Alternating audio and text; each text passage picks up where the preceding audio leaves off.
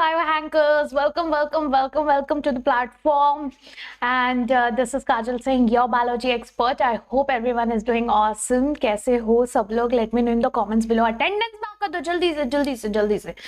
Yes, so finally हम लोग हमारे लास्ट यूनिट पे हैं ह्यूमन फिजियोलॉजी के. अगर कोई नया बच्चा है जिसने अभी तक प्रीवियस सेशंस नहीं देखे हैं, जिसने कोई भी सेशन मिस आउट किया है, here is the link to go and find all the videos. अभी तक जितने भी यूनिट्स हुए हैं आपका फर्स्ट यूनिट से लेकर थर्ड यूनिट तक, यस प्लांट फिजियोलॉजी तक सारे यूनिट्स कंप्लीट है और सब एक ही मैंने जो है प्लेलिस्ट में पूरा फिट कर दिया है. ठीक है, यस. तो अभी हमारा ह्यूमन फिजियोलॉजी चल रहा है. आई होप सबने ब्रीदिंग जो है कंप्लीट कर लिया होगा, उसके नोट्स भी डाउनलोड कर लिए होंगे, पढ़ लिया होगा. यस, आज हम लोग जो है बॉडी फ्लूइड्स एंड सर्कुलेशन करेंगे. So everyone was very happy with the fact that हमने ह्यूमन फिजियोलॉजी जैसा चैप्टर, यस ब्रीदिंग जैसा चैप्टर एनसीईआरटी का एक भी शब्द मिस किए बिना एक पेज में कंप्लीट कर लिया. तो ये तो सब लोग बहुत खुश थे इस बात से.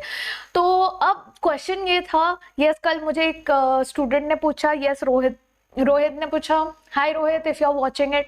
रोहित ने पूछा कि मैम आपने ब्रीदिंग तो करा दिया, यस आई बेट यू आप सर्कुलेशन भी करा के दिखाओ एक पेज में. So here I am today guys with a bet कि ये सर्कुलेशन का पूरा एक शब्द आपके एनसीईआरटी का बिना कुछ मिस आउट किए हम कंप्लीट करेंगे ये chapter with in one page. Yes, अब वो नीचे एक और एक टॉपिक है बट वो आप कंसिडर कर सकते हैं, इतना नेगोशिएशन तो हो सकता है, राइट. सो जो बच्चे नए आए हैं make sure that you do subscribe to the channel, because इसी तरीके से हम जो है ये सारे चैप्टर सारा सिलेबस कंप्लीट करने वाले हैं. And very soon we will be starting, जैसे ये यूनिट खत्म हो जाएगा we will be starting with your 12th standard syllabus. तो बोर्ड्स के जो बच्चे हैं उन लोग तो सतर्क रहें, क्योंकि बोर्ड्स के लिए this is going to be your best series. जैसे ही 12th स्टैंडर्ड के टॉपिक्स चालू हो जाएंगे आपका बोर्ड्स का प्रिपरेशन भी बहुत अच्छी तरीके से हो जाएगा और वो जो है आपके बोर्ड्स के पहले ही खत्म होगा. आपका बोर्ड्स चालू हो रहा है 22 फेब से. यस, उसके पहले हमारा पूरा 12th स्टैंडर्ड का जितने चैप्टर्स है वो कंप्लीट हो जाएंगे. So please make sure that you share it with all your friends, subscribe to the channel and let's begin with our today's chapter body fluids and circulation. Ready है सब? Yes, चलिए शुरू करते हैं.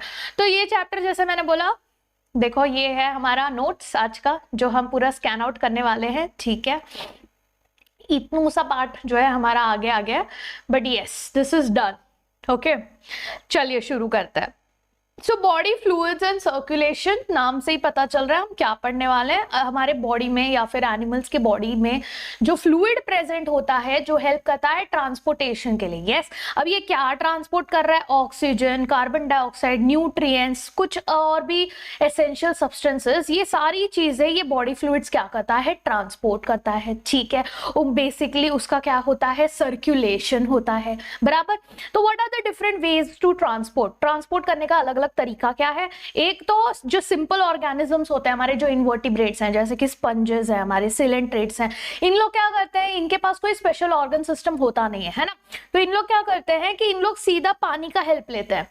याद है हम लोग ने एनिमल किंगडम में पढ़ा था. यस, पानी का हेल्प लेते हैं. यस, वाटर कैविटीज उनके पास प्रेजेंट होती है जिसके अंदर स्पेशल सेल्स होते हैं जो कि ये पानी को मूव करके, यस वाटर कैनाल सिस्टम जैसा सिस्टम बना लेते हैं, जिससे उनका क्या होता है? सर्कुलेशन होता है. तो यानी कि एक कोई स्पेशल फ्लूइड नहीं है, कोई स्पेशल सर्कुलेटरी सिस्टम नहीं है, सिर्फ वो पानी के द्वारा, यस पानी के द्वारा जो है उनके न्यूट्रिएंट्स, उनके गैसेस जो है एक्सचेंज होते रहते हैं. ठीक है, यस. कॉम्प्लेक्स ऑर्गेनिजम्स की अगर हम बात करें तो कॉम्प्लेक्स ऑर्गेनिजम्स के पास स्पेशल बॉडी फ्लूइड्स होता है, जैसे कि हमारा ब्लड और लिम्फ. जैसे हमारे बॉडी में हमारे पास ब्लड भी है, हमारे पास लिम्फ भी है. तो व्हाट इज डिफरेंस? यस, ये दोनों में डिफरेंस क्या है? तो ब्लड क्या है? It is a fluid connective tissue. वैसे लिम्फ भी आपका फ्लूइड कनेक्टिव टिश्यू ही है. ब्लड फ्लूइड मैट्रिक्स होता है उसका, जिसको कहते हैं प्लाज्मा. ठीक है, और उसके साथ साथ मतलब फ्लूइड मैट्रिक्स है, प्लाज्मा, और उसके साथ साथ फॉर्म्ड एलिमेंट्स प्रेजेंट होते हैं. फॉर्म्ड एलिमेंट्स क्या है? आपके ब्लड सेल्स. ठीक है, तो प्लाज्मा की अगर हम बात करें थोड़ा डिटेल में, तो plasma is straw coloured viscous fluid है. 55% of the blood is plasma, यानी कि बचा हुआ 45% क्या है? बचा हुआ 45% आपके एलिमेंट्स हैं. ठीक है, अब इसके अंदर ये 55% के अंदर क्या क्या चीज है? 90 to 92% पानी है, इसीलिए तो हमारा फ्लूइड है वो ब्लड, है ना. 6 to 8% प्रोटीन्स है। प्रोटीन्स क्या है भाई, कौन कौन से proteins, very important, PYQ, albumin, globulin, fibrinogen, ये 3 प्रोटीन्स प्रेजेंट होते हैं। एल्ब्यूमिन ऑस्मोटिक बैलेंस मेंटेन करने में हेल्प करता है, ग्लोब्यूलिन डिफेंस में, याद है इम्यूनोग्लोबुलिन, यस एंटीबॉडीज बनाने में हेल्प करता है, फाइब्रिनोजन ब्लड कोगुलेशन में हेल्प करता है, ठीक है।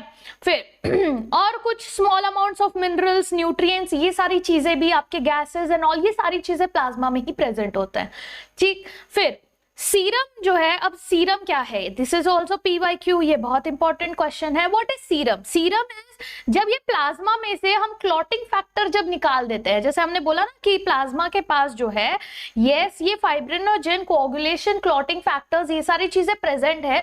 तो जब मैं प्लाज्मा में से सारे के सारे क्लॉटिंग फैक्टर्स, बहुत सारे फैक्टर्स होते हैं, वो सारे फैक्टर्स अगर मैं निकाल दूं प्लाज्मा में से, तो जो बचता है वो है मेरा सीरम, ठीक है, यस। अब बात करते हैं फॉर्म्ड एलिमेंट्स की। तो भाई फॉर्म्ड एलिमेंट्स में कौन कौन से आते हैं, हमारे RBC आते हैं, WBCs आते हैं, प्लेटलेट्स आते हैं, यानी कि एरिथ्रोसाइट्स, आपका ल्यूकोसाइट्स और आपका थ्रोम्बोसाइट्स, ठीक है। पहले बात करते हैं एरिथ्रोसाइट्स की। तो एरिथ्रोसाइट्स आर RBC, ये सबसे ज्यादा RBC ही प्रेजेंट होता है, क्योंकि RBC हमने ऑलरेडी ब्रीदिंग चैप्टर में पढ़ लिया, यस, कि किस तरीके से RBC गैस एक्सचेंज करने में हेल्प करता है, बराबर, यस। 5 to 5.5 मिलियन पर मिलीमीटर क्यूब, यानी कि इतना ज्यादा आपके RBCs प्रेजेंट होते हैं। ये नॉर्मल वैल्यू है जितना RBC होना चाहिए, ठीक है। Formed in red bone marrow, red bone marrow में ही बनता है। एडल्ट्स में इन्यूक्लिएटेड होता है, यानी इनके पास न्यूक्लियस नहीं होता, यानी मैच्योर जो RBC होता है उसके पास न्यूक्लियस नहीं होता, उसका न्यूक्लियस चला जाता है, ठीक है। क्यों? क्योंकि वो जो है ईज आउट कर देता है आपके RBC को छोटे छोटे स्पेसेस में जाने के लिए। तो आपका शेप कैसा बन जाता है, बाइकॉनकेव शेप बन जाता है, ठीक है। रेड कलर का आयन कंटेनिंग, इसमें haemoglobin protein, complex protein present होता है, जिसको कहते हैं हीमोग्लोबिन। क्वाटरनरी स्ट्रक्चर है, बराबर, हमने कहां पढ़ा था, बायोमोलिक्यूल्स में पढ़ा था, यस। 12 से 16 grams of haemoglobin 100 ml of blood में प्रेजेंट होना चाहिए। कितना? 12 से 16 ग्राम हीमोग्लोबिन। फिर इसका लाइफ स्पैन कितना है? 120 डेज है, यानी 120 डेज के बाद क्या होगा, 120 डेज के बाद ये डिस्ट्रॉय हो जाएगा स्प्लीन में जाके, विच is the graveyard of RBC। Spleen को कहा जाता है ग्रेवयार्ड ऑफ RBC, कि यहां पर जाके आपके सारे RBCs मर जाते हैं, ठीक है। फिर बात करते हैं WBCs का। ल्यूकोसाइट्स कहते हैं, ल्यूको कलरलेस, यस, इसीलिए WBCs को ल्यूकोसाइट्स कहा जाता है। इनके पास न्यूक्लियस होता है, इनफैक्ट कितने अलग अलग टाइप्स के न्यूक्लियस होते हैं, बट ये होते हैं बहुत ज्यादा कम इन नंबर, सिर्फ 6000 से 8000 पर मिलीमीटर क्यूब होते हैं, और इनकी लाइफ स्पैन भी बहुत कम होती है। अब ये ल्यूकोसाइट्स में फर्दर टाइप्स होते हैं, जैसे एक होता है कि उनके पास अगर ग्रैन्यूल्स है तो वो कहलाएगा ग्रैन्युलोसाइट्स, अगर उसके पास ग्रैन्यूल्स नहीं है तो वो कहलाएगा अग्रैन्युलोसाइट्स।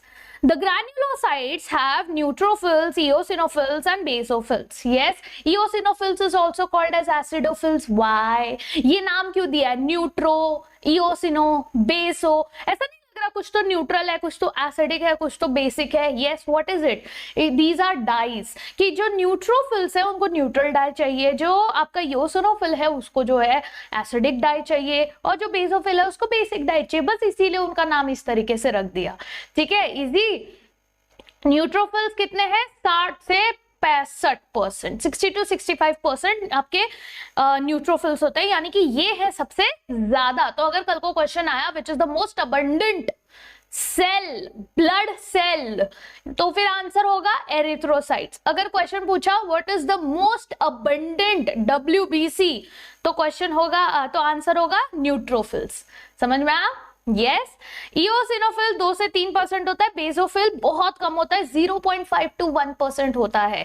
यस, जैसे इओसिनोफिल किस में हेल्प करता है? इन्फेक्शन, एलर्जिक रिएक्शन के रिस्पॉन्स में हेल्प करता है, वेयरएज बेसोफिल जो है हिस्टामिन सिक्रेट करके, सेरोटोनिन सिक्रेट करके, हेपारिन सिक्रेट करके, this causes inflammatory reactions. Yes, जब भी आपको कुछ मच्छर काटता है और आपको वहां पे इन्फ्लेमेशन हो जाता है, उसका रीजन यही है, ठीक है। यस, अब बात करते हैं अग्रैन्युलोसाइट्स की, जिनके पास ग्रैन्यूल्स नहीं है। मतलब ग्रैन्यूल्स मतलब क्या? ये इस तरीके से अगर ये सेल है तो इनके पास ग्रैन्यूल्स प्रेजेंट होगा और ऐसे न्यूक्लियस प्रेजेंट होंगे, ठीक है। तो बात करते हैं अग्रैन्युलोसाइट्स की, तो उसमें आता है 2 monocytes and lymphocytes. Monocytes thrombocytes का फंक्शन है फैगोसाइटिक, वैसे न्यूट्रोफिल्स भी हमारे फैगोसाइटिक ही होते हैं। Yes, even neutrophils are phagocytic, ठीक है, याद रखना ये बात। तो न्यूट्रोफिल्स और आपका मोनोसाइट्स ये दोनों फैगोसाइटिक इन नेचर है, यानी कि ये जो भी इनको फॉरेन बॉडी आती है, जो डेब्रीज आते हैं उनको खा जाते हैं, ठीक। फिर प्लेटलेट्स की बात करें तो platelets are called as lymphocytes की बात करें तो 20 से 25% होते हैं, जो कि बी एंड टी लिम्फोसाइट्स बनाते हैं, ये इम्यून सेल्स बनाते हैं, बराबर, B lymphocytes and T lymphocytes. Clear? कैसे बनता है ये हम लोग हेल्थ एंड डिजीज चैप्टर में बहुत डिटेल में पढ़ेंगे कि ये कैसे B and T type of cells बनते कैसे हैं।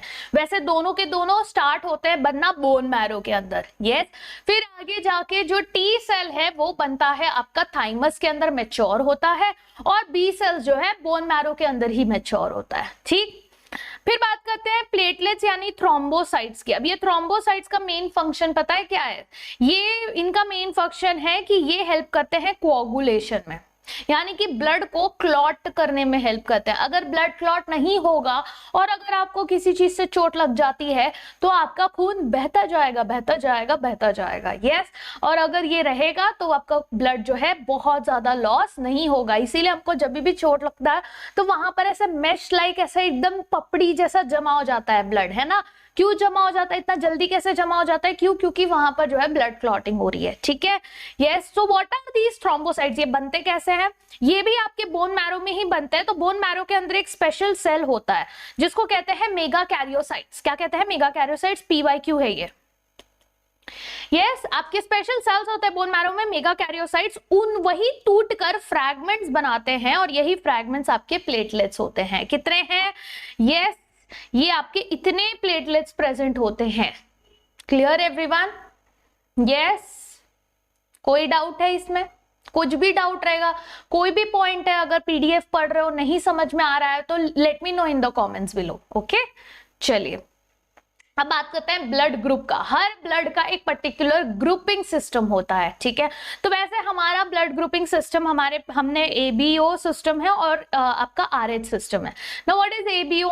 एबीओ है हमारा कि ये आपका आरबीसी है, ठीक है। हमेशा कैसे याद रखना है कि ये आरबीसी के ऊपर एक झंडा लगा हुआ है।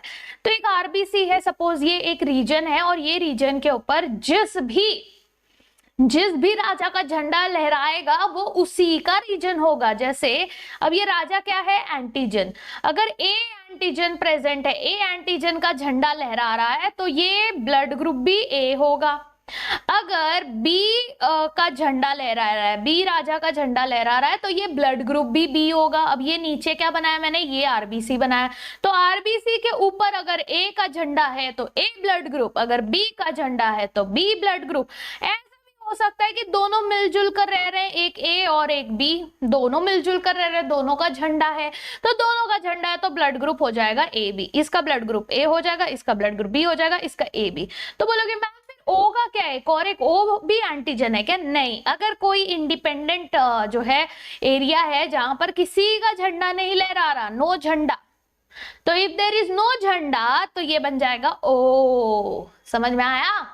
यस, तो देखो ए ब्लड ग्रुप के पास ए एंटीजन है, बी के पास बी है, ए बी के पास ए और बी दोनों है, ओ के पास कुछ नहीं है, निल। वहीं पर जब हम बात करते हैं कि आरबीसी के ऊपर एंटीजन है तो इसको प्रोटेक्ट करने के लिए हमारा जो प्लाज्मा है उसके अंदर प्रेजेंट होते हैं एंटीबॉडीज। यस, प्लाज्मा के अंदर प्रेजेंट होते हैं एंटीबॉडीज, उसी का अपोजिट। जैसे अगर मेरा ये आरबीसी है जिसके ऊपर ए का झंडा है तो प्लाज्मा के अंदर जो है बी से लड़ने के लिए बी एंटीबॉडी प्रेजेंट होगा, यानी बी के अगेंस्ट वाला एंटीबॉडी प्रेजेंट होगा, ठीक है। सिमिलरली बी एंटीजन से लड़ने के लिए एंटी ए बी से लड़ने के लिए कोई एंटीबॉडी नहीं होगा। यस, क्यों नहीं होगा कोई एंटीबॉडी? क्योंकि भाई जब दोनों के दोनों साथ में रह रहे हैं तो उसके अगेंस्ट कौन से दुश्मन खड़े करे? कोई नहीं। यस, और जो ओ होगा अगर उसके पास कोई एंटीजन है ही नहीं फिर तो उसको ज्यादा प्रोटेक्शन चाहिए, उसके पास दोनों एंटीबॉडीज होंगे कि दोनों में से कोई आ ना जाए हमला करने। समझ में आया? यस।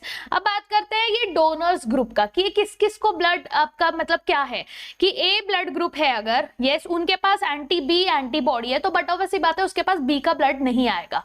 तो जो ए ब्लड है ये ए और ओ इनसे लेगा, डोनर का ग्रुप है ना, यानी कौन दे सकता है खून, तो ओ देखो इसको भी देगा, इसको भी देगा, इसको भी देगा, इसको भी देगा। क्यों? क्योंकि इसके पास जो है, यस, ओ के पास कोई भी एंटीजन नहीं है, तो ये किसी को भी तंग नहीं करेगा, ओ के पास कोई एंटीजन नहीं है, तो ये जो है सबको ब्लड दे सकता है, जिसके वजह से इसको कहा जाता है यूनिवर्सल डोनर। ठीक है, वहीं पर अगर मैं बात करूं ए ब्लड ग्रुप की, तो ए ब्लड ग्रुप ओ के अलावा सिर्फ ए से लेगा, बी ब्लड ग्रुप ओ के अलावा सिर्फ बी से लेगा, A B blood group A B, A और बी तीनों से लेगा, ओ से भी लेगा, यानी चारों से लेगा, जिसकी वजह से वो कहलाता है universal recipient. Easy out? Yes. तो ये इस तरीके के होते हैं। अगर ओ की बात करें तो भाई वो तो किसी से ब्लड नहीं लेगा, ओ तो जो ओ से ही लेगा। ठीक है, तो ये हमारा जनरल एबीओ सिस्टम है। जल्दी से let me know in the comments below कि हमको एबीओ ग्रुपिंग सिस्टम किसने बताया था, कौन से वो चाचा जी थे, जल्दी से उसका नाम बताओ। यस, चलो अब बात करते हैं आरएच ग्रुपिंग की। तो आरएच ग्रुपिंग जो होता है, this are basically Rh antigen, ये बाद में पता चला था हमको। यस, कि हमारे ये जो एबीओ का झंडा है ना, उसके साथ साथ एक और एक झंडा आ जाएगा जो कि उसके साथ रहेगा आरएच। अगर RH किसी के पास एंटीजन प्रेजेंट है तो वो A पॉजिटिव कहलाएगा। अगर उसके पास जो है झंडा है लेकिन RH नहीं है तो वो A नेगेटिव कहलाएगा। समझ में आया? तो RH पॉजिटिव है, इसी हिसाब से आपके पास जो है 8 ब्लड ग्रुप आ जाते हैं। कैसे? A positive, A negative, B positive, B negative. Yes, इस तरीके से आपके पास सारे ब्लड ग्रुप्स आ जाते हैं। ठीक है, अब ये जो आरएच सिस्टम है ना, इसका एक पीवाईक्यू बहुत इंपॉर्टेंट कंसेप्ट है। यस, कि आरएच इनकम्पैटिबिलिटी हो जाती है कपल्स के बीच में। अब ये RH incompatibility is very risky. Why? देखो, एबीओ कंपैटिबिलिटी का कोई प्रॉब्लम नहीं। कंपैटिबिलिटी किसकी बात कर रहे हैं? कपल्स के बीच में, जो लोग बच्चा प्लान कर रहे हैं। यस, तो एबी का प्रॉब्लम नहीं होता। ठीक है, एबी का कोई इशू नहीं होता, बट जब मैं बात करती हूँ आरएच की, तो आरएच का इशू हो जाता है। क्यों हो जाता है? आ जाओ देखते हैं। So basically this was given by, मतलब रीजस मंकी से हम लोग बोलते हैं कि वहां से आया, इसलिए आरएच ब्लड ग्रुप नाम दिया है। एनीवे, ये किसके बीच में होता है? अगर मदर जो है वो RH नेगेटिव है और फादर जो है वो RH पॉजिटिव है। ठीक है, तो जब इसकी फर्स्ट प्रेगनेंसी होगी, इमेजिन करो कि अब फीटस जो है RH पॉजिटिव हो गया, उसके पास जो है फादर का जो है एंटीजन आ गया RH का, तो अब फीटस RH पॉजिटिव है। तो पता है क्या होगा? कुछ नहीं होगा, आराम से बच्चा पैदा होगा, आराम से डिलीवरी होगी।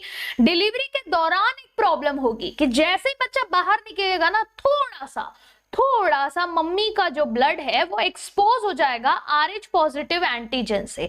अब इसके वजह से क्या होगा? इसके वजह से मम्मी के बॉडी में बनना चालू हो जाएगा एंटीबॉडी। बच्चा कैसा है? फुल फिट एंड फाइन, निकल चुका है ना, इसीलिए। बट मम्मी के बॉडी में बन गया AB एंटीबॉडीज। ठीक है, अब सेकेंड प्रेगनेंसी अगर प्लान होती है तो सेकेंड प्रेगनेंसी के टाइम पे अगर फीटस वापस से पॉजिटिव निकला तो पता है क्या होगा? ये जो AB प्रोडक्शन हुआ है, एंटीबॉडी प्रोडक्शन हुआ है RH के अगेंस्ट, वो प्लाजेंटा को क्रॉस करके चला जाएगा फीटस के RBCs को डिस्ट्रॉय करने। Hence the name erythro RBC को ब्लास्ट कर दिया, ब्लास्टोलिस। फीटस के आरबीसी को किया तो फीटालिस, एरिथ्रोब्लास्टोसिस फीटालिस। और इसको प्रिवेंट करने का एक तरीका होता है कि अगर ये पता चलता है हमको कि अच्छा भाई ये RH पॉजिटिव है और मम्मी जो है RH नेगेटिव है, अगर ये चीज डॉक्टर को पता चल गई तो वो क्या करता है? डिलीवरी के दौरान जो है आपको देगा एक एंटी-R एंटीबॉडी का इंजेक्शन। जैसे ही मतलब डिलीवरी हो गई, अब वो ब्लड एक्सपोज हो गया, तो वैसे ही वो एंटी-R एंटीबॉडी दे देगा, जिससे क्या होगा? कोई एंटीबॉडी नहीं बनेगी, तो वो जो है सेकंड बच्चा एकदम हेल्दी एंड फाइन होगा। बट क्या सेकेंड बच्चे के बाद वापस से ये करना होगा? जी हाँ, सेकेंड बच्चे के डिलीवरी के टाइम पे फिर से वो इंजेक्ट करना पड़ेगा। ठीक है, यस। अब बात करते हैं ब्लड कोआगुलेशन की। तो हमने जैसे डिस्कस किया कि ब्लड कोआगुलेशन क्यों इंपॉर्टेंट है, क्योंकि ब्लड कोआगुलेशन जो है अगर नहीं होगा, यस, तो अगर चोट लग जाती है तो ब्लड बहता जाएगा, तो वो नहीं होना चाहिए। ठीक है, so it prevents excessive loss of blood from the body. अब कैसा प्रोसेस है? कैस्केड प्रोसेस कहते हैं। कैस्केड मतलब एक के बाद दूसरा स्टेप, दूसरे के बाद तीसरा स्टेप, तीसरे के बाद चौथा स्टेप, ऐसा कैस्केड स्टेप्स। यस उसको कहते हैं कैस्केड प्रोसेस, यानी step by step step step ऐसे होता है, मल्टीपल स्टेप्स। अब देखो क्या होता है, आपके इसमें प्रेजेंट है prothrombin which is inactive, right. Prothrombin को क्लॉटिंग फैक्टर्स का यूज करके कन्वर्ट किया जाता है थ्रोम्बिन में, ठीक है। किसके हेल्प से? एक एंजाइम यूज होता है थ्रोम्बोकाइनेस, थ्रोम्बोकाइनेस का यूज करके प्रोथ्रोम्बिन को हमने कन्वर्ट कर दिया थ्रोम्बिन में। अब ये थ्रोम्बिन पता है क्या करेगा, अभी हमने ऊपर पढ़ा था ना कि प्लाज्मा के अंदर फाइब्रिनोजेन है, उस फाइब्रिनोजेन को ये थ्रोम्बिन कन्वर्ट कर देगा फाइब्रिन्स में, और यही वो फाइब्रिन्स है, यही वो फाइब्रिन्स है जो कि फाइबर्स आपके मेश लाइक स्ट्रक्चर बनाते हैं, जो आपका ब्लड ऐसा दिखता है कि जम गया है, ठीक है। इसके लिए कैल्शियम आयन बहुत ज्यादा इंपॉर्टेंट रोल प्ले करता है। इंपॉर्टेंट क्वेश्चन है ये, calcium plays an important role in blood coagulation, ठीक है। यस अब बात करते हैं कौन कौन से अलग अलग सर्कुलेटरी पाथवे होते हैं। यस तो हर ऑर्गेनिज्म में अलग अलग सर्कुलेटरी पाथवेज होते हैं, जैसे कुछ जो लोअर आपके इनवर्टिब्रेट्स हैं, जैसे आर्थ्रोपोड्स है, मोलस्क्स है, इनमें देखोगे तो हार्ट से ब्लड जो है सीधा पंप होता है कैविटी में, जिसको कहते हैं साइनस। यस आपने कॉकरोच में आप पढ़ोगे कि उसका जो है बॉडी कैविटी होता है, उसमें कैपिलरीज आर एब्सेंट, कोई कैपिलरी स्ट्रक्चर नहीं है, यानी हार्ट ब्लड पंप कर रहा है और उसके सारे ऑर्गन्स जो है वो जो जिस कैविटी के अंदर प्रेजेंट है, जिसको साइनस कहते हैं, उसके अंदर ब्लड भर जाता है, यानी organs are taking bath, they are swimming in the blood, ठीक है। तो वो होता है ओपन सर्कुलेशन की, सब खुला खुला है। वहीं पर क्लोज सर्कुलेशन में जो है ब्लड आपका कैविटी में नहीं होता बल्कि कैपिलरीज में ही फ्लो होता है, ठीक है। तो वो होता है क्लोज सर्कुलेशन। तो हम लोग जो है yes we are close circulatory system, ठीक है। Clear everyone? यस तो कौन कौन से सर्कुलेटरी ऑर्गन्स होते हैं, यानी हमारे जो पंपिंग ऑर्गन्स होते हैं वो भी होंगे। तो कौन कौन से पंपिंग ऑर्गन्स हैं? तो all vertebrates have muscular chambered heart, बराबर। यस और ये हार्ट ही है हमारा पंपिंग ऑर्गन, जो कि धक धक धक धक धक धक करता है और ब्लड को पंप करता है इन एवरी केसेस। जैसे अगर मैं फिशेस की बात करूं तो फिशेस में के पास 2 चेम्बर्ड होता है। अब देखो हार्ट सबके पास सेम है बट चेम्बर्स अलग अलग हैं, ये हमने सब एनिमल किंगडम में ऑलरेडी पढ़ लिया है। फिशेस के पास जो है 2 चेम्बर्ड है, एम्फीबियंस एंड रेप्टाइल्स के पास 3 चेम्बर्ड है, एक्सेप्शन इनका क्रोकोडाइल है जिसके पास 4 चेम्बर्ड है, बर्ड्स एंड मैमल्स के पास 4 चेम्बर्ड है, 2 एट्रिया 2 वेंट्रिकल। अगर एनिमल किंगडम चैप्टर अभी तक आपने नहीं देखा है तो please go and watch it, yes you will find the link above and also in the description, ठीक है। चलिए अब आते हैं हम हमारे ह्यूमन सर्कुलेटरी सिस्टम में। यस तो ह्यूमन सर्कुलेटरी सिस्टम कुछ इस तरीके से हमारा प्रेजेंट होता है। पहले हम ये डिस्कस करेंगे फिर हम आगे पढ़ेंगे, ठीक है। तो ये जो मैंने बनाया है खिड़की, yes this is nothing but your heart, ठीक है। Easiest way to understand. ये है आपका राइट एट्रियम, ये है आपका राइट वेंट्रिकल, ये है आपका लेफ्ट एट्रियम, ये है आपका लेफ्ट वेंट्रिकल, ओके। ये है आपके टिश्यूज, ओके, जो सेल्स होते हैं, और ये है आपका लंग्स। अब क्या होगा, अब ये राइट एट्रियम से ब्लड, सॉरी पहले हम लोग टिश्यू से स्टार्ट करते हैं। टिश्यू से कार्बन डाइऑक्साइड आता है राइट एट्रियम के पास, राइट एट्रियम उसको भेजता है लंग्स के पास, क्या करने के लिए? कल जो पढ़ा था हमने ब्रीदिंग में का, ये करेगा गैस एक्सचेंज। अब गैस एक्सचेंज होने के बाद, एल्वियोलाई के अंदर गैस एक्सचेंज होने के बाद, अब ये ऑक्सीजनेटेड जो हमारा ब्लड है अब ये आ रहा है वापस से लेफ्ट एट्रिया में, लेफ्ट एट्रिया से जाएगा लेफ्ट वेंट्रिकल में, और फिर ये लेफ्ट वेंट्रिकल उसको पंप करेगा एओर्टा के थ्रू पूरे बॉडी में। इस तरीके से होता है। तो अगर आप देखोगे certain amount, suppose x amount of blood आपके हार्ट के अंदर एंट्री कर रहा है, तो वही एक्स अमाउंट आपके वेंट्रिकल में जा रहा है, वही एक्स अमाउंट आपके लंग्स में जा रहा है, वही एक्स अमाउंट लंग से बाहर निकल रहा है, यहाँ पर आ रहा है। तो कहना से कि यही एक्स अमाउंट 2 बार आपके लंग्स के अंदर, अरे हार्ट के अंदर आया, सेम अमाउंट 2 बार के हार्ट के अंदर आया। तो इसीलिए हमारा जो सिस्टम है, पहली बात तो आप देख सकते हो कि सब जगह सर्किट क्लोज्ड है, इसलिए we are close circulatory system. दूसरा कि हमारा जो ब्लड है, एक ही अमाउंट ऑफ ब्लड 2 बार हमारे हार्ट के अंदर आ रहा है, इसीलिए हम उसको कहते हैं डबल सर्कुलेशन, बराबर। यस और ये किस में पॉसिबल है? हमारे 4 चेम्बर्ड हार्ट में पॉसिबल है, ठीक। आ जाओ, आप देखोगे पूरा का पूरा आपका जो सर्कुलेटरी सिस्टम है वो जो है मेसोडर्मली ओरिजिन है। तो अगर आपको किसी भी इसके बारे में पूछा कि क्या कहाँ से ओरिजिन है, तो सब मेसोडर्मल है, ठीक है। 4 चेम्बर्स हार्ट है, ब्लड वेसल्स एंड ब्लड, ये 3 चीजों से आपका पूरा ह्यूमन सर्कुलेटरी सिस्टम बना हुआ है।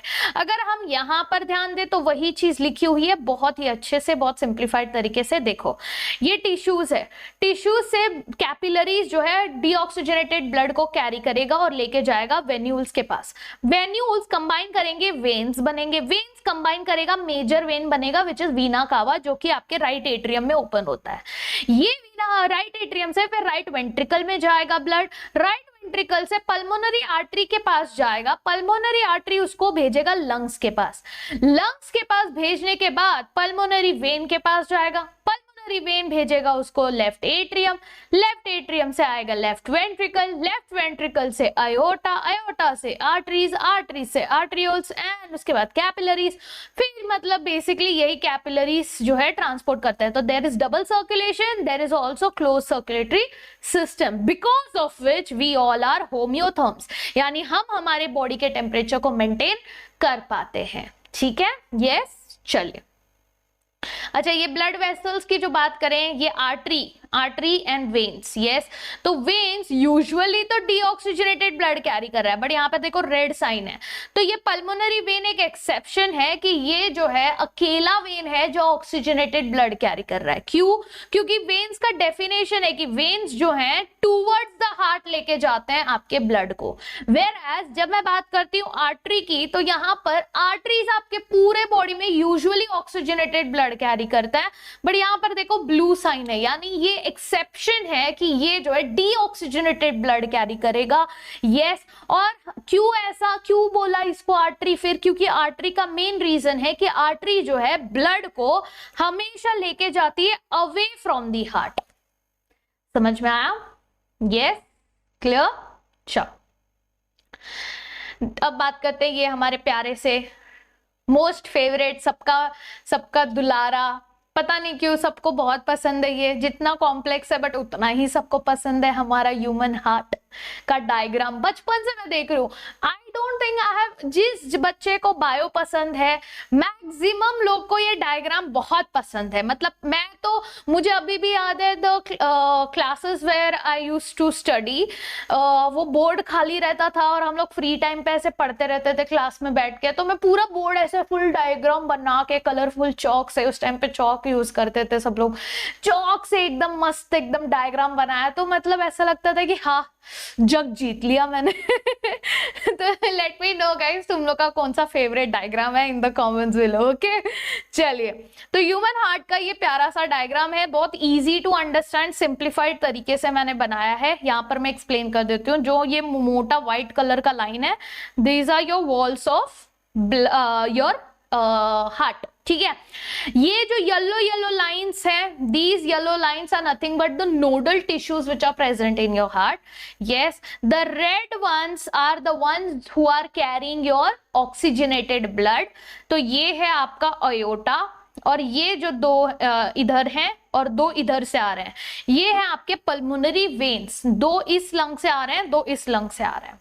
और यहाँ पर देखोगे ये ब्लू वाला जो है, this is your pulmonary artery. ये पल्मोनरी आर्टरी जो है ये कहाँ से आ रही है? ये इधर से आ रही है, यानी कि आपके राइट एट्रियम से इधर सेमीलुनर वाल से होते हुए ये ओपन हो रही है, और ये दो हिस्सों में डिवाइड हो जाती है, जो कि आपके लंग्स के पास जाता है। ठीक, ओके। और फिर ये भी है आपका सुपीरियर वीना कावा, जो आपके हेड नेक से ब्लड लेके जाता है हार्ट के पास, और ये नीचे से भी आ रहा है जो इधर ओपन होगा, इंफीरियर वीना कावा। ठीक है, तो हार्ट का डायग्राम समझ में आ गया?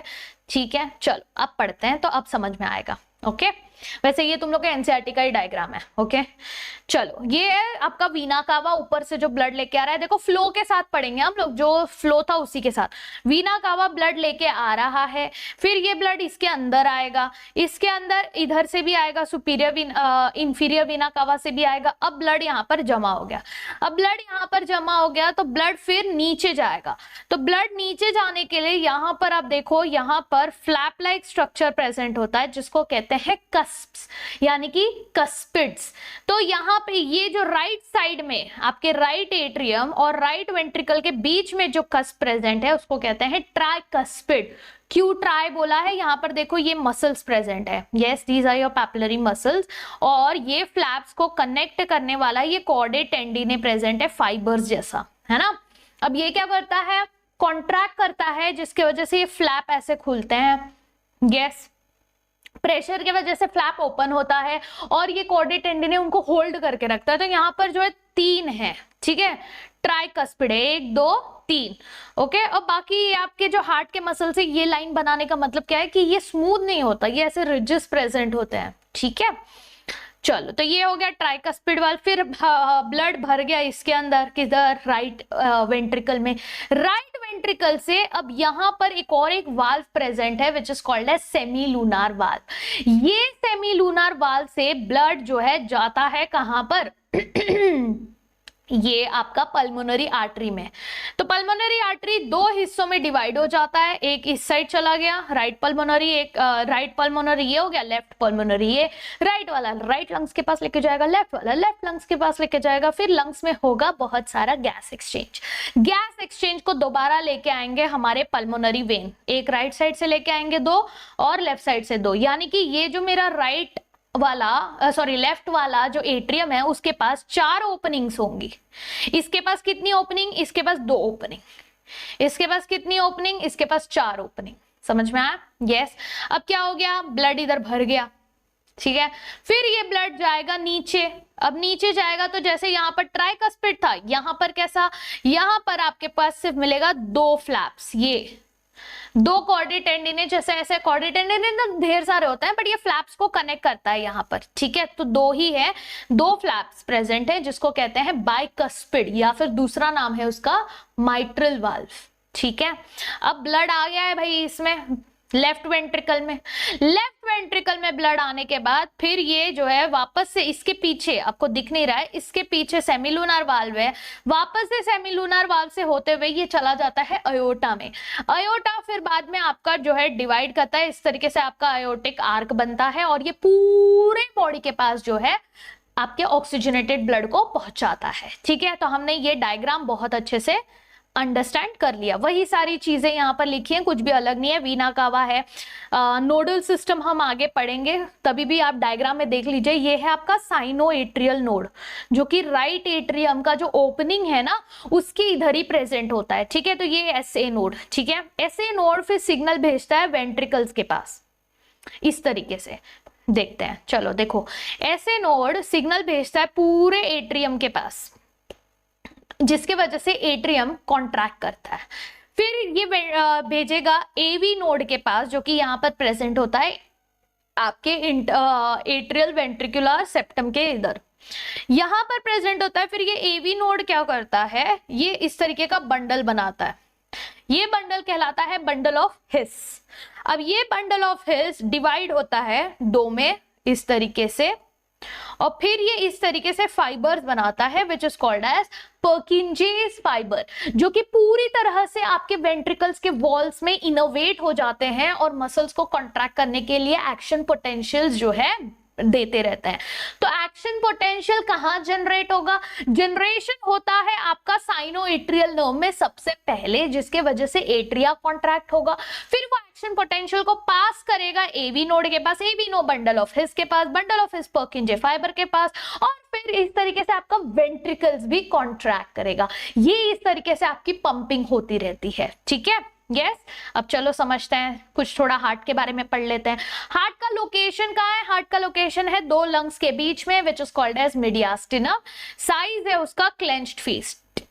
ये देखो, ये एक आपका इस तरीके से लंग्स है, यस ये एक लंग्स है।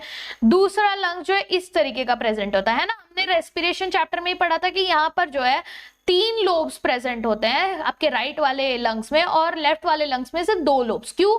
लेफ्ट वाला लंग्स का ये वाला पार्ट थोड़ा छोटा होता है, क्योंकि यहाँ पर ये जो मीडियास्टिनम है यहाँ पर फिट होगी आपका दिल। यस ओके, फिर डबल मेम्ब्रेन स्ट्रक्चर होता है, इसके पास दो मेम्ब्रेन होता है, एक बाहर वाला मेम्ब्रेन एक अंदर वाला, जिसको कहते हैं पेरिकार्डियम, जिसके बीच में प्रेजेंट होता है पेरिकार्डियल फ्लूइड। यस, इनके बीच में पेरिकार्डियल फ्लूइड है, सेम चीज जैसे प्लूरा में था, लंग्स में सेम चीज। क्या करेगा, फ्रिक्शन से अवॉइड करेगा, मैकेनिकल सपोर्ट देगा। इनके पास सेप्टम्स भी प्रेजेंट है, यानी वॉल्स प्रेजेंट है। ये सेप्टम यानी वॉल्स, वाल्स नहीं वॉल्स, ठीक है, दीवाल। दो एट्रिया के बीच की जो दीवार है इंटर एट्रियल सेप्टम कहलाएगी, दो वेंट्रिकल्स के बीच की दीवार इंटरवेंट्रिकुलर कहलाएगी, और एट्रिया और वेंट्रिकल्स के बीच की दीवार एट्रियोवेंट्रिकुलर सेप्टम कहलाएगी। जो इंटर एट्रियल है वो थिन है, जो इंटरवेंट्रिकुलर है और जो एट्रियोवेंट्रिकुलर है ये दोनों के दोनों थिक हैं। Yes, they are fibrous. Okay, चलो अब बात करते हैं कस्प की। तो जैसे हमने बोला, राइट साइड में ट्राइकस्पिड है, लेफ्ट साइड में बाइकस्पिड है, जिसको माइट्रल भी कहते हैं, और सेमीलुनर वाल्व्स है जो कि आपके राइट एट्रियम से पल्मोनरी जाने के बीच में होता है, पल्मोनरी आर्टरी के पास, और लेफ्ट वेंट्रिकल से, अरे एट्रियम क्यों लिखा है मैंने, एक सेकंड गड़बड़ हो गया बच्चों, भावुक हो गए हम लोग नोट्स बनाने में। यस कर दिया करेक्शन, ठीक है।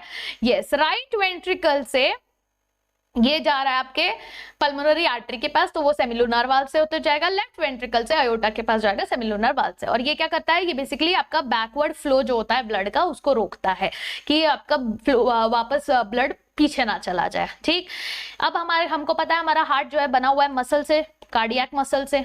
यस, और ये जो है आपके जो लेफ्ट वेंट्रिकल है इसमें सबसे थिकेस्ट होता है। क्यों भाई ऐसा क्यों, इतना पार्शियलिटी क्यों?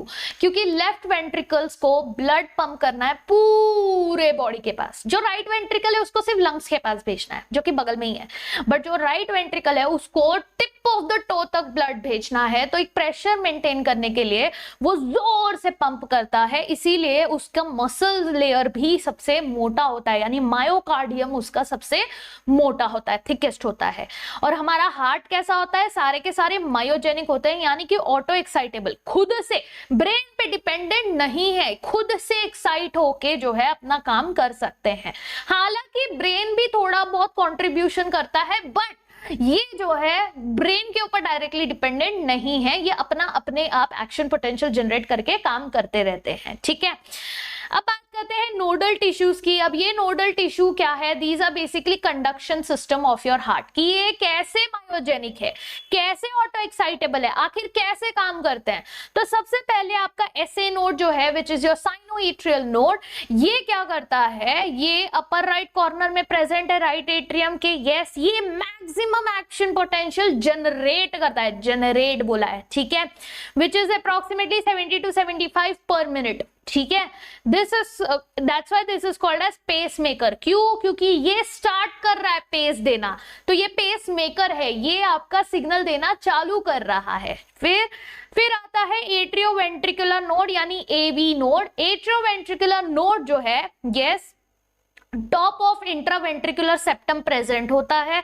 यस, और ये डिवाइड करता है दो बंडल ऑफ हिस में। ठीक है, दो बंडल्स में डिवाइड करता है, यानी कि यहाँ का जो सिग्नल है ये इसको सिर्फ थोड़ा बहुत आगे सेट करता है, that's why it is called as pacesetter. हालांकि हल्का बहुत अगर आपका एसए नोड कभी खराब हो गया ओल्ड एज में, तो एवी नोड थोड़ी टाइम के लिए, कुछ टाइम के लिए थोड़ा अगड़म तिगड़म सिग्नल देता रहता है। ठीक है, यस, ऐसा नहीं कि बिल्कुल भी सिग्नल नहीं देता, इसीलिए इसको कहता है पेस सेटर।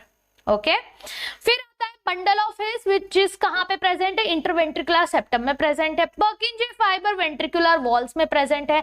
और ये सब जो है आपके हार्ट बीट कॉज करते हैं, यानी कॉन्ट्रैक्शन ऑफ हार्ट करते हैं। और जब एक हार्ट बीट मतलब क्या, ये जो लपडप है, यस, इस तरीके से मतलब एक पूरा साइकिल जो होता है जिसको हम कार्डियक साइकिल बोलते हैं, जो हम आगे पढ़ेंगे, दिस हार्ट बीट्स, यस, तो 70 to 75 टाइम्स एक मिनट में हमारा, यूजुअली 72 हम लोग जो कंसिडर करते हैं आइडियल नंबर, कि 72 टाइम्स हमारा जो है हार्ट दिक दिक दिक दिक दिक दिक दिक दिक करता है। ठीक है, अब बात करते हैं दुख दुख होता कैसे, कार्डियक साइकिल की बात करते हैं। ठीक है, बहुत ही अच्छे से मैंने ये फ्लो चार्ट, अभी देख के ऐसा लग रहा होगा कि इतना सारा लिखा हुआ है मैम कैसे समझेगा, नहीं मैम बहुत सिंपल सा ये टेबल भी बना हुआ है और बहुत सिंपल सा वो लिखा भी है पॉइंट वाइज कि क्या हो रहा है। ठीक है, चलो देखो, पहले मैं हम लोग ये डायग्राम समझ लेंगे, उसके बाद हम लोग उस पे जाएंगे। ठीक है, तो देखो क्या होता है, ये सपोज 0 है, सपोज क्या 0 ही है, 0.8 तो साइकिल कंप्लीट होने के बाद है, तो ये 0 है, 0 सेकेंड। इसमें ना आपका हार्ट जो है यहां पर देख सकते हो, यस कॉन्ट्रैक्ट करने वाला है। ठीक है, हार्ट कॉन्ट्रैक्ट करने वाला है। फिलहाल किस स्टेट में है, फिलहाल जॉइंट डायस्टोल में है। एट्रिया और वेंट्रिकल दोनों ही रिलैक्स्ड है, एट्रिया एंड वेंट्रिकल दोनों भी कैसा है, रिलैक्स्ड है।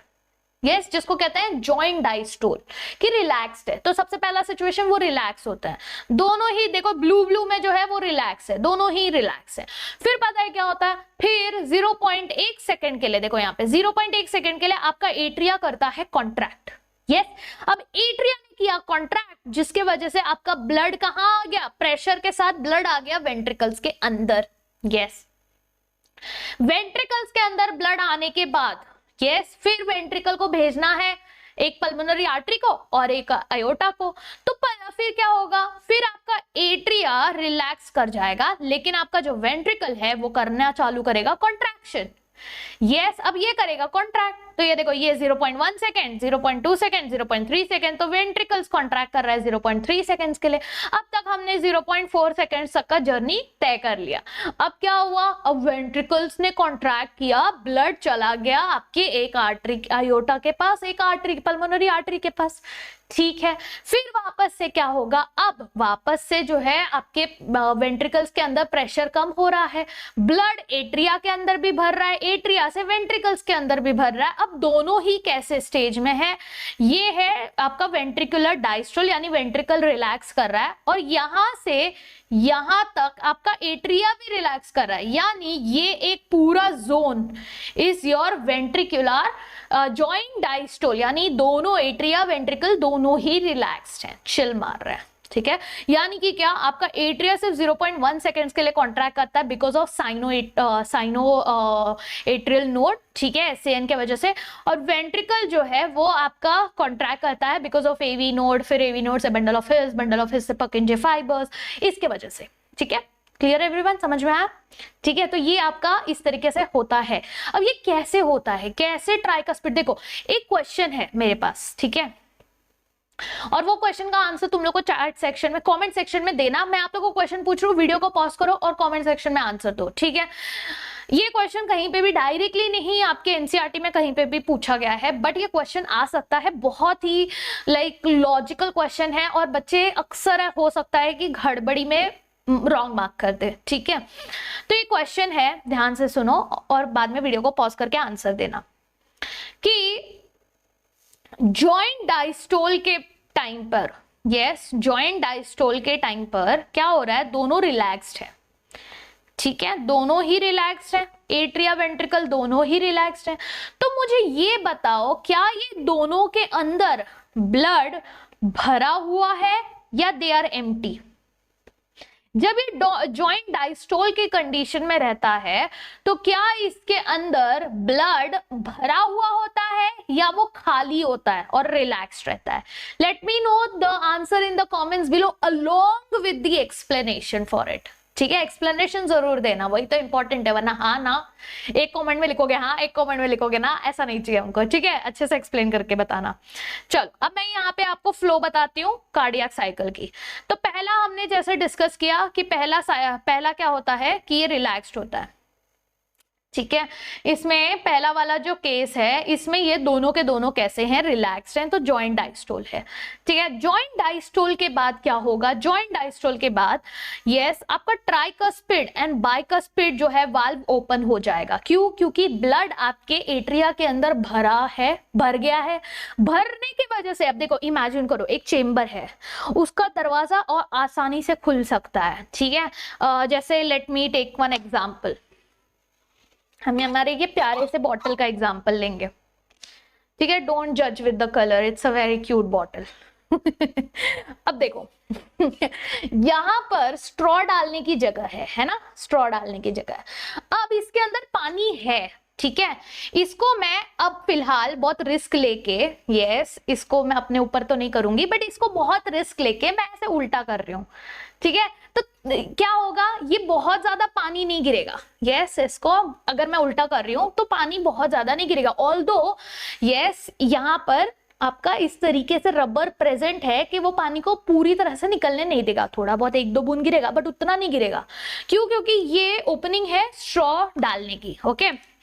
अब क्या होगा कि ये थोड़ा सा अभी तक तो कुछ निकल नहीं रहा है, बट सपोज मैंने यहां से प्रेशर देना बंद कर दिया और अब ये प्रेशर को मैं रिलीज कर रही हूं, तो क्या होगा, देखो देखो गिरा गिरा, दिखा दिखा, अरे यार मेरा पैंट गीला हो गया तो क्या हुआ, अब जैसे मैंने इसका प्रेशर हटाया हल्का हल्का ही सही, बट ब्लड तो निकला, अरे मतलब पानी तो गिरा। सेम चीज ये फ्लैप लाइक स्ट्रक्चर आपका एट्रिया का भी वाल्व ऐसे ही होता है, यानी आपके जो ट्राइकस्पिड बाइकस्पिड है ये भी वाल्व कुछ इसी तरीके से होता है। क्या करेंगे, जब तक आपका नीचे का कॉर्डे टेंडिने उनको प्रेशर करके ऊपर रख रहा है तब तक तो वो कुछ नहीं करते, बट जैसे आपके एट्रिया के अंदर प्रेशर बढ़ता है ना, तो एट्रिया के अंदर प्रेशर जैसे अभी मैंने नीचे कर दिया तो पानी का प्रेशर आया उसके ऊपर, तो उसकी वजह से क्या होगा, अब ये पानी गिरना चालू हो जाएगा, ठीक है। और सेम चीज होती है एट्रिया वेंट्रिकल्स में भी, ओके। तो एट्रिया वेंट्रिकल्स में भी क्या होता है, आपका ब्लड जो है थोड़ा थोड़ा जैसे ही एट्रिया में भरना चालू होता है एट्रिया का प्रेशर बढ़ेगा और आपका ब्लड वेंट्रिकल्स में जाना धीरे धीरे गिरने लगेगा, ठीक है। तो देखो क्या हुआ, ये कैसे हुआ, सेमिलुनर वाल्व्स क्लोज होते हैं इस टाइम पर, ठीक है, क्योंकि सेमिलुनर वाल्व्स के लिए कोई प्रेशर नहीं है। ऐसे नोड जनरेट करता है एक्शन पोटेंशियल, ऐसे नोड में एक्शन पोटेंशियल। अब देखो, अब मुझे क्या करना है, सपोज मैंने इसके इधर यहां पर एक पंप लगा दिया, जैसे आपको वो मिलता है ना सिरप का, वो ऐसे पंप लगा हुआ होता है। आप जब आपने ऐसे डाला ट्यूब तब कुछ नहीं हुआ, लेकिन जैसे आप पंप दबाते हो तो कैसा होता है कि वो फटाक से आ जाता है ना। तो यहाँ पर भी इसी तरीके का वो काम करता है कि ये और इंक्रीज कर रहा है कि पंप करने पे और फटाक से ब्लड जो है भागेगा, बराबर। तो क्या हुआ, साइनो अब धीरे धीरे गिर रहा था, अब साइनोएट्रियल नोड ने एक्शन पोटेंशियल जनरेट करके एट्रिया को सिस्टोल कर दिया, यानी एट्रिया को कॉन्ट्रैक्ट करवा दिया, ठीक। तो एट्रिया हो गया कॉन्ट्रैक्ट, अब एट्रिया पुछ से बचेगा और सारा एट्रिया का ब्लड वेंट्रिकल्स के अंदर आ जाएगा। Blood flows into ventricles increases 30%, यानी कि जो टपक रहा था टूटू टूटू टूटू करके टपक रहा था, अब वो 30% इसका इंक्रीज हो गया और फटाक से नीचे आ गया। समझ में आया क्या हो रहा है? यस, आई एम श्योर बहुत बच्चों को ये इमेजिनेशन अब तक क्लियर नहीं थी, क्योंकि सब लोग कार्डियक साइकिल में क्या करते थे, सिर्फ नंबर याद दिला देते थे, ये हुआ ये हुआ ये हुआ और हो गया। बट आई होप आज ये कंसेप्ट आपको एकदम क्रिस्टल क्लियर हो गया होगा, है ना। That's the beauty of your bio hankers platform, कि एकदम फंडामेंट्स क्लियर होने चाहिए, बच्चा इमेजिन करना चाहिए कि कैसे कैसे हो रहा है, ठीक है। चलो, तो ये तो हो गया एट्रिया कॉन्ट्रैक्ट हो गया, ब्लड फ्लो हो गया, वेंट्रिकल्स के अंदर इंक्रीज हो गया 30% से, क्योंकि ये क्वेश्चन अगर एग्जाम में पूछ लिया ये 30% वाला, हम लोग बोलेंगे ये तो कभी डिस्कस करते ही नहीं हम लोग क्लास में बट एनसीईआरटी में लिखा हुआ है, ढूंढो, ठीक है। फिर एक्शन पोटेंशियल अब एवी नोड के पास जाएगा, एवी नोड से बंडल ऑफ हिस के पास जाएगा, बंडल ऑफ हिस से पर्किंजर फाइबर के साथ जाएगा, जिसके वजह से क्या होगा, वेंट्रिकल्स करेगा कॉन्ट्रैक्ट, सिस्टोल, वेंट्रिकुलर सिस्टोल होगा, जिसके वजह से आपका वेंट्रिकल्स के अंदर प्रेशर इंक्रीज होना चालू हो गया। वेंट्रिकल्स के अंदर जब प्रेशर इंक्रीज हुआ तो क्या हुआ, वेंट्रिकल्स के अंदर जब प्रेशर इंक्रीज हुआ तो उसने यस यहां से नीचे से जब प्रेशर इंक्रीज हुआ, जैसे मैंने बॉटल के ऊपर उंगली लगा के रखी थी, मैंने उंगली से, यानी ये मेरा जो वेंट्रिकल्स का प्रेशर है वो जब इंक्रीज हुआ तो मेरे फ्लैप्स बंद हो गए, वेंट्रिकल्स का कहां गया, तो उसके वजह से closure of tricuspid and bicuspid valve दोनों ही क्लोज हो गए, और वो क्लोजर के वजह से डब ऐसा लब ऐसा साउंड आया, डब क्यों बोला मैंने, लब ऐसा साउंड आया। तो ये पहला साउंड था आपका, जो हमारा हार्ट है जो दक दक दक दक हम बोलते हैं, बट वो एक्चुअली कैसा है, लबडब लबडब लबडब। तो लब आ गया जिसके वजह से, किसके वजह से, क्लोजर ऑफ बाइकस्पिड ट्राइकस्पिड की वजह से, ठीक है। यहां तक क्लियर हो गया, ठीक है। ये कहां पे है पता है हम लोग, ये यहां पर है अभी इधर, ये हम लोग ने इतना जो रामायण समझा वो 0.1 सेकंड का काम है हमारे हार्ट का, ठीक है। क्या ब्यूटी हमारी बॉडी की। फिर देखो क्या हो रहा है, अब क्या हो रहा है, semilunar valve, because there is a lot of pressure in the ventricles, semilunar valve is forced to open, जिसके वजह से राइट वेंट्रिकल से ब्लड चला जाता है आपका पल्मोनरी आर्टरी में और लेफ्ट वेंट्रिकल से ब्लड चला जाता है अयोटा में। वेंट्रिकल्स के ब्लड जा रहा है, तो अब अगर मैं बॉटल का पानी लूं, पानी अगर कम होते जा रहा है, उसमें से गिरते जा रहा है, तो प्रेशर भी कम होगा। अब बिकॉज प्रेशर कम हो रहा था, वेंट्रिकल्स जो है रिलैक्स होते जा रहा था, जिसके वजह से वेंट्रिकल्स का प्रेशर कम हो रहा था। प्रेशर कम होने के वजह से अब सेमीलूनर वाल्व जो खुला था अब वो बंद हो गया, जिसके वजह से आवाज आया डब, साउंड। ठीक है, तो यहाँ पे लब डब तो हो गया हमारा। ब्लड अब क्या होगा, फ्लो होगा एट्रिया के अंदर। क्यों? क्योंकि अब एट्रिया के अंदर प्रेशर बढ़ते जा रहा है, क्योंकि ब्लड तो आते जा रहा है, प्रेशर तो वेंट्रिकल्स का बंद हो गया ना। यस, वेंट्रिकल्स का प्रेशर खत्म हो गया और ब्लड जो है एट्रिया के अंदर भी भरता जा रहा है, वीना कावा से और आपके एट्रियल वेन से, पल्मोनरी वेन से। ठीक है, फिर अब यहां पर जब एट्रिया का प्रेशर बढ़ रहा है तो फिर से वही होगा कि ट्राइकस्पिड बाइकस्पिड वाल्व जो है फोर्स ओपन हो जाएगा, blood moves freely into the ventricles, और फिर ये आपका जॉइंट डायस्टोल हो जाएगा, कंटिन्यूस करेगा साइकिल, आपका कंटिन्यूस साइकिल होगा 72 बीट्स पर मिनट। यस, और ये एक 72 बीट्स जो हो रहा है ये तो पर मिनट है, बट जब एक वेंट्रिकल जो है कॉन्ट्रैक्ट करता है, मतलब एक पूरा साइकिल होता है जिसमें आपका लेफ्ट वेंट्रिकल कॉन्ट्रैक्ट करके ब्लड बाहर फेंकता है, वो होता है आपका, कहलाता है स्ट्रोक वॉल्यूम। और कितना है स्ट्रोक वॉल्यूम? 70 ml हमारा स्ट्रोक वॉल्यूम है। ठीक है, कार्डियक आउटपुट अगर किसी को कंसिडर कैलकुलेट करना है, जो कि एग्जाम में आता है, ये पीवाईक्यू है बहुत इंपॉर्टेंट, कि भाई कार्डियक आउटपुट कैसे कैलकुलेट करोगे, तो cardiac output is nothing but stroke volume into heart rate, कि आपका हार्ट रेट कितना है, अच्छा 72 बीट्स पर मिनट है, ठीक है, आपका स्ट्रोक वॉल्यूम कितना है 70 ml, तो 70 ml into 72 ml, which was coming approximately 5000 ml, converted into liters it is 5 liters। ठीक है, यस। चलिए अब बात करते हैं हम हमारे इलेक्ट्रोग्राम की, कि ये जो हम हार्ट बीट की बात कर रहे हैं, धक धक धक धक हो रहा है, अब ये धक धक धक धक जो है, यस, इसको हम जो है एनालाइज कर सकते हैं। ठीक है, जिसके लिए हमें ये मशीन यूज करते हैं इलेक्ट्रोकार्डियोग्राफ की। ध्यान से देखो, इलेक्ट्रोकार्डियोग्राफ लिखा है ना, तो वो होता है आपका मशीन। अब पता है नीट में क्या करता है आपको कंफ्यूज करने के लिए, graphical representation of heartbeat. तो ग्राफिकल रिप्रेजेंटेशन, आप ये ग्राफ पढ़ के हम भावनाओं में बह के ग्राफ मार्क कर देते हैं, बट याद रखना ग्राफ जो है वो मशीन है और ग्राम जो है वो आपका ग्राफिकल रिप्रेजेंटेशन है। ठीक है, जो इस तरीके का दिखता है। ओके, वो जो हम लोग को मॉनिटर में दिखता है ना, हम लोग सीरियल देखते हैं तो उसमें पेशेंट जो है फिर वो टी टी टी आवाज करता रहता है, बराबर वही चीज। तो उसमें कैसा होता है, एक कार्डियक साइकिल को आप इस तरीके से रिप्रेजेंट करते हो, एक कार्डियक साइकिल को। तो जब आपका एट्रिया कॉन्ट्रैक्ट करता है 0.1 सेकेंड के लिए, तो ये इस तरीके का पी वेव बनाता है छोटू सा। फिर आपका QRS ये कॉम्प्लेक्स जो है, यस, आपका QRS ये कॉम्प्लेक्स जो है, ये कॉम्प्लेक्स आपका क्या करता है, वेंट्रिकल्स को कॉन्ट्रैक्ट करवा रहा है। अब देखो वेंट्रिकल्स को बहुत जोर से कॉन्ट्रैक्ट होता है ना, इसीलिए ये इस तरीके का पीक दिखाया है। ठीक है, क्योंकि वेंट्रिकल में बहुत तेजी से कॉन्ट्रैक्शन होती है, तो QRS कॉम्प्लेक्स दिखाता है। ओके, QRS के बाद अब ये सारे के सारे रिलैक्स हो रहे हैं, तो ये बनाता है T wave.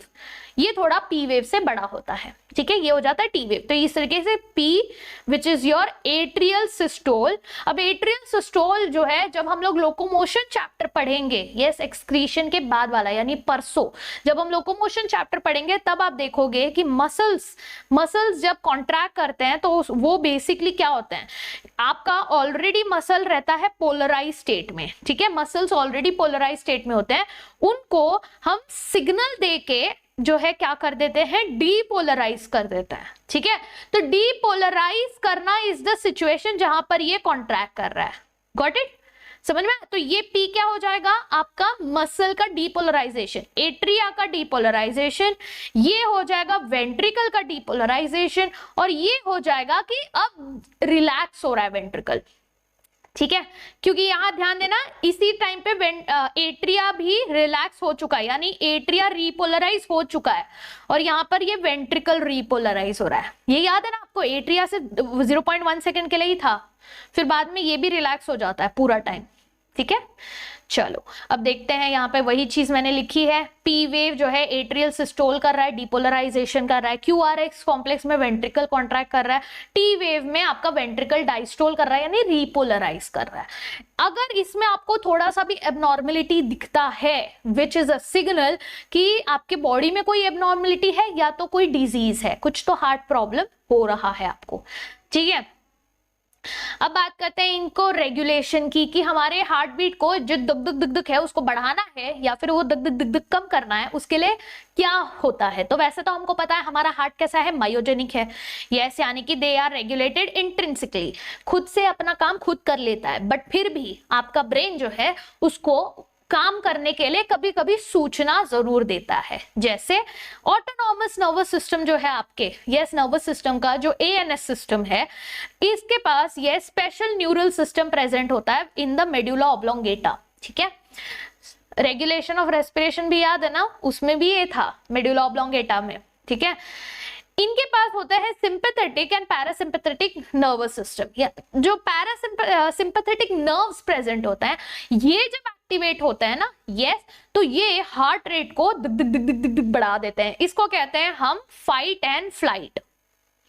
Fight, fear and flight, यानी भागना है, डर है या फिर लड़ रहे हो तो क्या कंडीशन है, दिक दिक दिक दिक दिक हो जाता है ना। यस, जो आपका पैरासिम्पैथेटिक है, this is your rest and digest, chill माड़ी वाला फेस। यस, जिसमें आपका हार्ट रेट कम हो जाता है, आपका कार्डियक आउटपुट भी कम हो जाता है। देखो, अगर हार्ट रेट कम हुआ तो कार्डियक आउटपुट भी कम होगा। कार्डियक आउटपुट का फॉर्मूला ही था कि आपका heart rate into stroke volume. तो स्ट्रोक, इसके ऊपर देखो कभी कभी न्यूमेरिकल्स आ जाते हैं। अब आप लोग फिजिक्स का न्यूमेरिकल कर लेते हो तो ये न्यूमेरिकल तो आप लोग के लिए इजी होगा। Yes, okay, also this adrenal medullary hormones होते हैं जो एड्रीनल ग्लैंड से निकलते हैं, जो आपका किडनी का जो टोपी है वहां से निकल के वो जो है आपके कार्डियक आउटपुट को इंक्रीज कर देते हैं। ठीक है, ये कार्बन मोनोऑक्साइड नहीं लिखा हुआ है, कार्डियक आउटपुट है।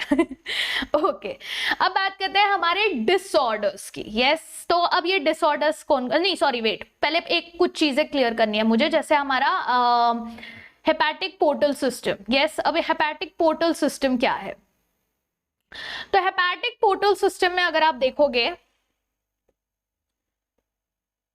यस, हेपेटिक पोर्टल सिस्टम में जो वेन्स है that are between intestine to the liver condition, यानी कि आप पहले रुको, पहले मेरे को एक्सप्लेन करना है तो पोर्टल सिस्टम क्या है। यस, पोर्टल सिस्टम मतलब क्या होता है कि जैसे अभी तक क्या कनेक्शन देख रहे थे, अभी हम ये कनेक्शन देख रहे थे, बराबर, ये कनेक्शन, अभी तक हम यही कनेक्शन समझ रहे थे कि इस तरीके से हमारा कनेक्टेड है सारा सिस्टम। बट इसके अलावा आपके सिस्टमिक सर्कुलेशन में, ये है आपका सिस्टमिक सर्कुलेशन, ये है आपका पल्मोनरी सर्कुलेशन। जो लंग्स वाला सर्कुलेशन हो रहा है उसको पल्मोनरी कहेंगे, और जो बॉडी के साथ कनेक्टेड है वो आपका सिस्टमिक सर्कुलेशन है। ठीक है, तो यहां पर क्या होता है ना कि आपके एक ऑर्गन और एक ऑर्गन, एक सिस्टम से दूसरा सिस्टम के बीच में भी सिस्टमिक कनेक्शन होता है वेन्स का, उसको हम कहते हैं पोर्टल सिस्टम। ठीक है, ये पोर्टल सिस्टम वैसे हमने अंडरस्टैंड किया था दूसरे चैप्टर में। यस, फिर भी बता देती हूँ आप लोग को। ठीक है, तो when we spoke about excretion chapter, वहां पर भी हमने देखा था पोर्टल सिस्टम थोड़ा सा। यस, तो आई होप एवरीबडी रिमेंबर्स कि पोर्टल सिस्टम वेन कनेक्शन है between intestine to the liver. Yes, flow हो रहा है ब्लड। ठीक है, before it is deliver to systemic circulation, यानी जाएगा सिस्टमिक के पास जाएगा, बट वो बीच का कनेक्शन है। वैसे ही हमारे जो है ब्रेन में भी ऐसे पोर्टल सिस्टम प्रेजेंट होता है। ठीक है, और एक point, coronary system. What is coronary system? These are basically circulation जो कि आपके हार्ट के मसल्स को सप्लाई है। देखो यहाँ पर आपका हार्ट जो है, कहाँ गया, हार्ट जो है बॉडी को सप्लाई कर रहा है। बट एक बात बताओ, ये जो आपका हार्ट है ये भी तो मसल से बना है, तो इसके मसल्स को भी तो कॉन्ट्रैक्ट करने के लिए जो है ऑक्सीजन चाहिए, तो उसको कौन देगा? तो उसके लिए हमारे पास है कोरोनरी सिस्टम। ठीक है, and lastly these are your diseases. Now what are the diseases? Let's discuss one by one. ठीक है, हाइपरटेंशन यानी हाई ब्लड प्रेशर, यस, जो कि आपका नॉर्मल ब्लड प्रेशर होना चाहिए 120/80 mmHg। कैसे मेजर करोगे? स्फिग्मोमैनोमीटर यूज करके। तो जो सिस्टोल है वो 120 आ रहा है, जो डायस्टोल है वो 80 प्रेशर आता है, ठीक है, वो अलग अलग डिटेक्ट करता है। अगर ये 120/80 नॉर्मल है, अगर ये इंक्रीज हो गया बियॉन्ड 140/90 चला गया तो वो हो जाएगा हाइपरटेंशन कहलाएगा, यानी हाई बीपी। फिर coronary artery disease, coronary artery disease यानी कि आपके हार्ट के जो कोरोनरी आर्टरीज हैं उनमें अगर कोई प्रॉब्लम आ जाता है, ब्लड सप्लाई ऑफ ऑक्सीजन में कोई प्रॉब्लम आ जाता है टू द हार्ट मसल्स, तो उसको कहते हैं coronary artery disease. These are also called as atherosclerosis. Atherosclerosis का मतलब क्या है? It affects the blood vessel supply, blood to the heart को अफेक्ट करता है। इसमें होता क्या है? डिपोजिशन हो रहा है या तो calcium, fat, cholesterol, fibrous tissues, ये सब अगर जमा हो जाते हैं आपके इसमें ब्लड वेसल में और उसके ल्यूमेन को जो है एकदम छोटा कर देते हैं, तो उसके वजह से क्या हो जाता है? ब्लड सप्लाई बराबर हार्ट को मिल नहीं पाता, तो हार्ट को ऑक्सीजन नहीं मिल पाता, ठीक है। फिर आता है angina pectoris. This is nothing but chest pain, yes, mini heart attack जैसा, ठीक है, बट चेस्ट पेन हो रहा है, उसको कहते हैं एंजाइना पेक्टोरिस। नो ऑक्सीजन, अगर आपको प्रॉपर इनफ ऑक्सीजन नहीं मिल रहा आपके हार्ट के मसल को तो एंजाइना पेक्टोरिस हो जाएगा, ठीक है। फिर आते हैं हार्ट फेलियर या कॉन्जेस्टिव हार्ट फेलियर। इसको कहा जाता है कॉन्जेस्टिव हार्ट फेलियर कि जो है लंग्स कंजेशन के वजह से मतलब एक सिम्टम है लंग्स कंजेशन, उसकी वजह से अगर आपका हार्ट बराबर से काम नहीं कर रहा, बीट नहीं कर रहा, तो उसको कहते हैं हार्ट फेलियर, और इसका मेजर रीजन है आपका लंग्स का कंजेशन होना। फिर आते हैं cardiac arrest. Cardiac arrest is heart जब बीट करना बंद कर देता है, मतलब अरेस्ट हो गया है, अब ये हिल नहीं पा रहा है, बीट नहीं कर रहा। और heart attack is nothing but आपके जब कार्डियक मसल्स में डैमेज हो जाता है, क्यों? क्योंकि बहुत टाइम तक अगर उसको ऑक्सीजन बराबर से सप्लाई नहीं हो रहा तो हो सकता है उसको हार्ट अटैक आ जाए। और इसी के साथ हमारा चैप्टर होता है खत्म विद इन 1 आवर। 1 घंटे में हमने ये पूरा चैप्टर रिवाइज कर लिया। Let me know in the comments below कि आपको वीडियो कैसा लगा, और प्लीज बाकी स्टूडेंट्स को भी जरूर शेयर करें। It means a lot when you share it with other students also, because मेरे पास एक तुम्हारा ही जरिया है बाकी एस्पिरेंट्स के साथ जुड़ने का। एंड टेलीग्राम चैनल पर जुड़ जाओ बच्चों, क्योंकि टेलीग्राम चैनल पर ही इसका पीडीएफ में शेयर कर दूंगी, ठीक है, जहां से आप ये पीडीएफ डाउनलोड करके यूज कर सकते हो आपके क्विक रिविजन के लिए। पूरी एनसीईआरटी के पॉइंट्स यहाँ पर आपके कवर हो जाएंगे, एक भी छूटा नहीं है। यस, ये आपके न्यू एनसीईआरटी के हिसाब से ये मैंने अलग से नए अभी नोट्स बनाए हैं, ठीक है। और इसी तरीके से आपको इसके पहले के जितने भी चैप्टर्स थे वो सारे मैंने नोट्स आपको प्रोवाइड करा दिए हैं। Please download it and go through it, ठीक है। तो पढ़ाई करो और मिलते हैं कल फिर अनदर वीडियो के साथ, जो कि हमारा होगा on the chapter of excretion. Yes, a very important chapter जिसपे क्वेश्चंस काफी ज्यादा आते हैं। So stay tuned. अगर आपने अभी तक सब्सक्राइब नहीं किया चैनल को, जल्दी से चैनल को सब्सक्राइब करो, वीडियो को लाइक करो। यस, और फिर मिलते हैं हम नेक्स्ट सेशन में। Till then, tata, bye bye, take care everyone and see या।